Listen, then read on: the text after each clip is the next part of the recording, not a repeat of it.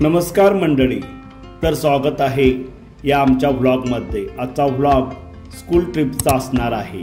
ही trip इयत्ता 7वी व 8वीच्या विद्यार्थ्यांची आहे आणि ही आमची ट्रिप जेजुरी, मोरगाव, रांजणगाव, शिर्डी, दौलताबाद, वेरूळ, संभाजीनगर, शनिशिंगणापूर येथे चालले आहे।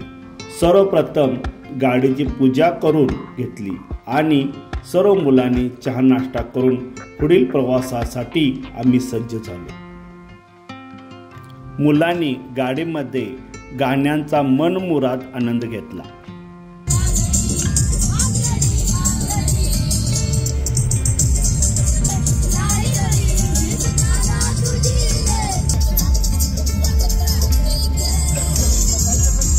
आमचा पुढील प्रवास सुरू झाला। वाटेतच एक मंदिर दिसले व त्या ठिकाणी गाडी थांबवून आचार्यांनी जेवण बनवून मुलांना खायला दिले।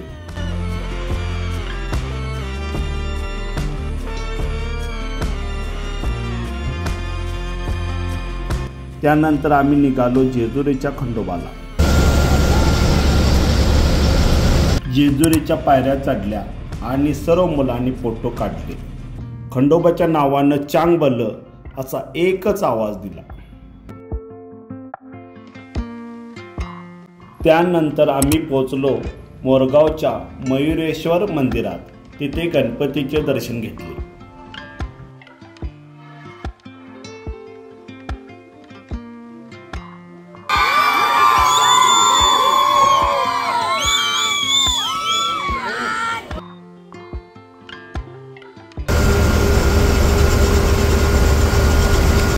रांजणगावच्या गणपतीचे दर्शन घेऊन शिर्डीमध्ये साईबाबांचे दर्शन घेतले।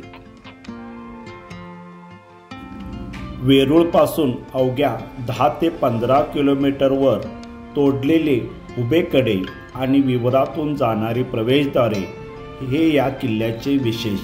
त्यापैकी या रांगेच्या माथ्यावर असलेला शेवटचा अजोड किल्ला म्हणजे दौलताबाद देवगिरी।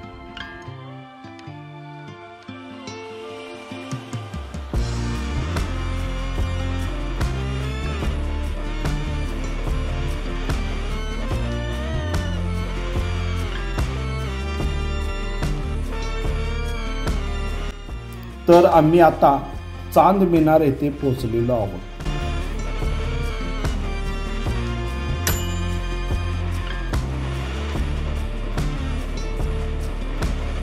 या राजमहालाच्या समोर काही पायऱ्या चढून गेल्यानंतर आपण एका गोलाकार ओट्यावर जाऊन पोहोचतो।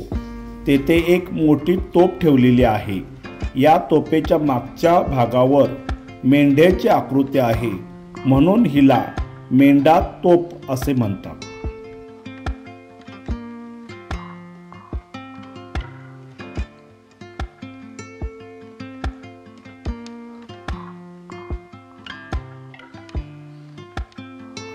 हा उंच चांद मिनार फारसी वास्तुकलेचा एक उत्कृष्ट उदाहरण आहे। त्याचे निर्माण सन 1445 रोजी गुजरात विजयाच्या स्मरणार्थ केले होते। याची उंची जमिनीपासून 71 मीटर आहे।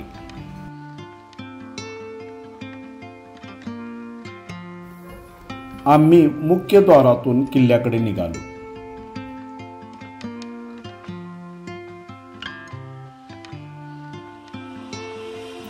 दौलताबाद किल्ला 200 मीटर उंच दगडाच्या टेकडीवर वसलेला आहे। हा किल्ला यादव, मुस्लिम आणि मराठा या 3 साम्राज्यांच्या राजधानी होत्या।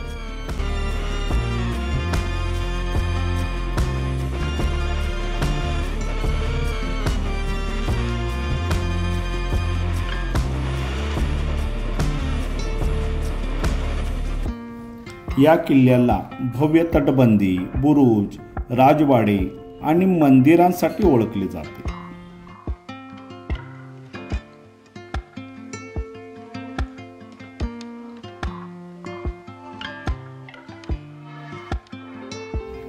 दुसऱ्या दिवशी सकाळी मिसळ पावचा नाश्ता करून आम्ही जवळच असणाऱ्या वेरूळ लेणीकडे निघालो। वेरूळ हे हिंदू तसेच बौद्ध जैनांचे तीर्थस्थळ आहे।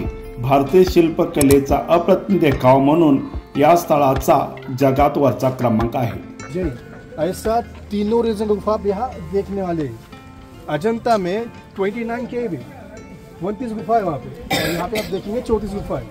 34 ने दरअसल यहाँ पे 105 गुफा है, बट आर्कियोलॉजी ने क्या किया है, बहुत सारी गुफा इनकम्प्लीट अनफिनिश्ड केव है, उससे नंबर नहीं दिया है, छोड़ दिया। जिस गुफा के अंदर मैं कलाकृति उससे नंबर मिले, तो ऐसा यहाँ पे 34 केव देखिए। तो 34 केव के अंदर में आप देखने वाले हैं 1 to 12 बुद्धिस्ट केव्स है, 12 बुद्धिस्ट का है, 17 हिंदू का है और 5 जैनिज्म का है। देखिए ऐसे यहाँ पे आप 34 गुफा देखने वाले हैं।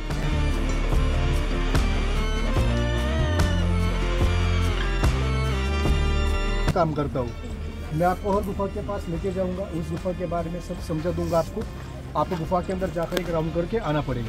तो देखिए यहाँ पर जब लोग आते हैं उनको लगता है अजंता एलोरा एक ही है, बट दोनों अलग अलग दिखते हैं।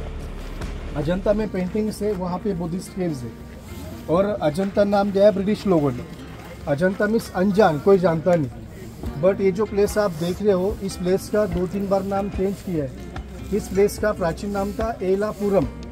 हमें टॉप पे जाना है, तभी आप कैलाश टेम्पल का आर्किटेक्ट समझ पाएंगे, क्योंकि कैलाश टेम्पल समझने के लिए 6 मंथ लगता है, 6 मंथ।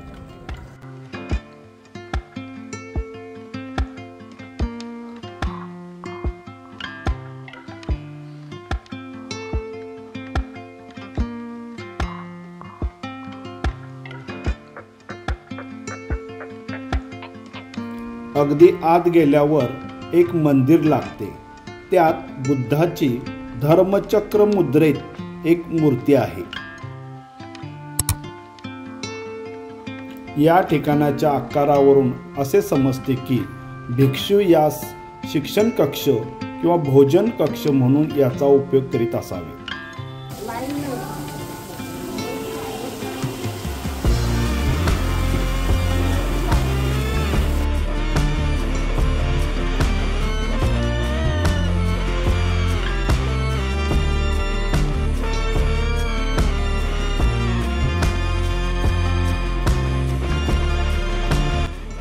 या लेणीजवळ बुद्ध देवी देवतांच्या सुंदर सुंदर आकृत्या आहेत। याचा समोरील मुख्य भाग उद्ध्वस्त झालेला आहे।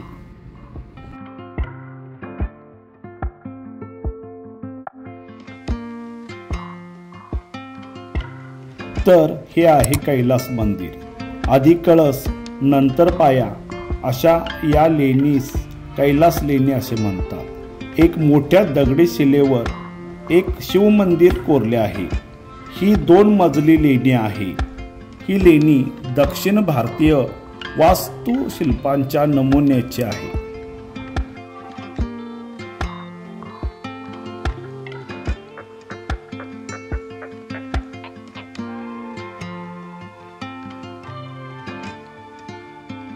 बीबीचा मकबरा हा आग्रा येथील ताजमहलची प्रतिकृती आहे। ही प्रतिकृती संगमरवरी दगडात बनवलेली आहे।